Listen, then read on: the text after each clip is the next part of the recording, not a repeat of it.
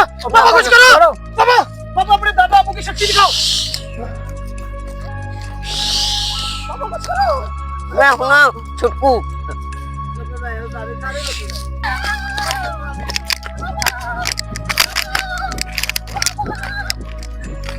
आओ लूज। पापा चलो पापा, पापा उधर से बाल बाल बच के आए हैं यार। वो झाड़ियाँ क्यों हिल रही है? वो झाड़ियाँ का तो हिल बच रही गए हैं। हैं। अभी भी बच जाएंगे। हाँ जी, दो शक्तियाँ हैं आपके पास। हाँ जी। वो आप दो शक्ति वो दो शक्तियों को, झाड़ियाँ क्यों हिल रही हैं? दो झाड़ियाँ शक्तियों को पापा जी। खत्म किया, ये अभी खत्म कर देंगे। वो चारी है, वो तो वही आत्मा है, वो तो वही आत्मा है। किधर जा रहे हो? इधर आओ, इधर आओ, हमें मरवाओगे क्या? वो चारियाँ क्यों हिल रही है? जो शक्तियाँ खत्म कर दी, ये भी खत्म कर देंगे।